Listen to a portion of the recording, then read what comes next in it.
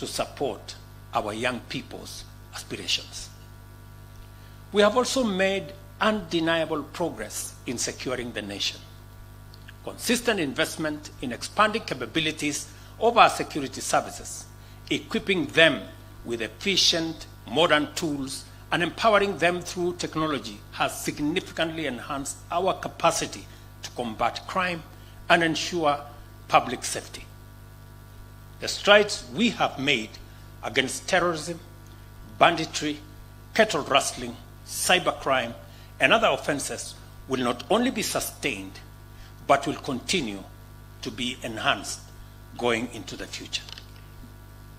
It is important to acknowledge that in the process of securing the nation, our security services often interact with citizens exercising their democratic freedoms and fundamental rights.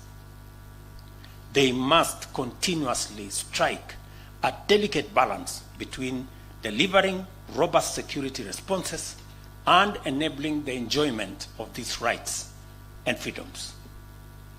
In situations involving serious threats to public order, human life, and safety, this balance can be particularly challenging. And knowing this, criminal elements often seek to exploit protests and demonstrations to further their schemes.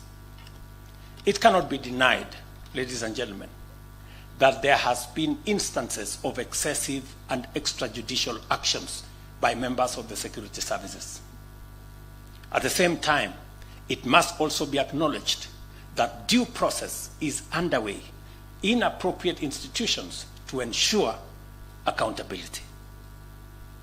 That said, it is crucial to remember that every freedom has its limits, and that public safety and order must always supersede the desire of unchecked liberty.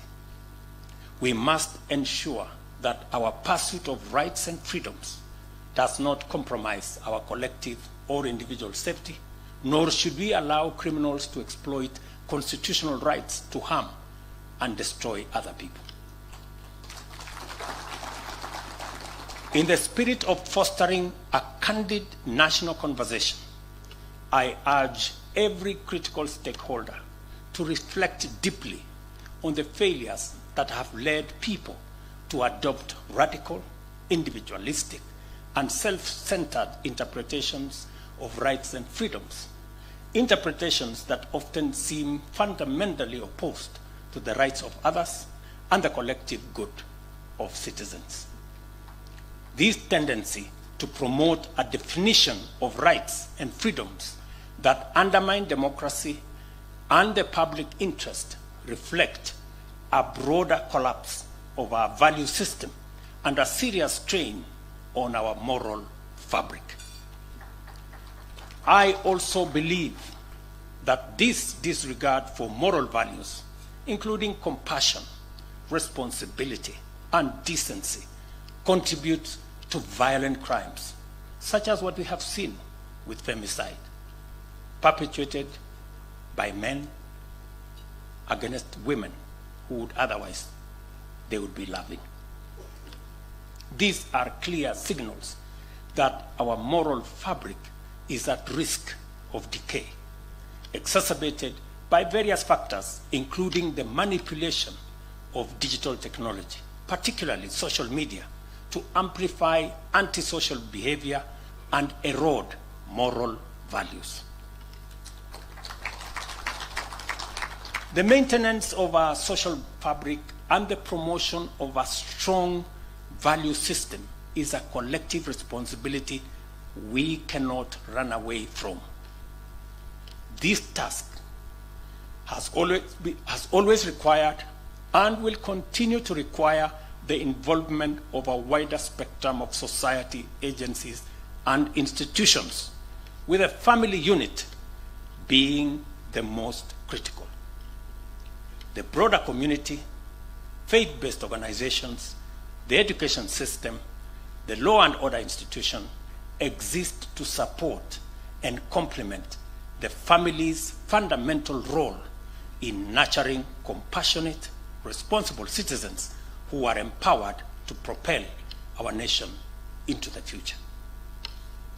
As a society, we have a legitimate expectation that the next generation, benefiting from the accumulation of socio-economic, scientific, and technological advancement, will bring greater energy, better ideas, clearer vision, and a stronger commitment to our shared values.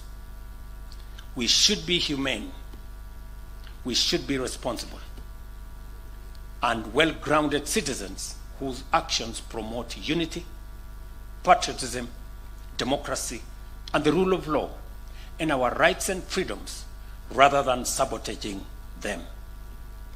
I have previously extended an invitation to all stakeholders in their diversity to join the national conversation and explore the best ways to implement an all-of-society strategy and approach to counter moral decay and reset our nation's moral compass.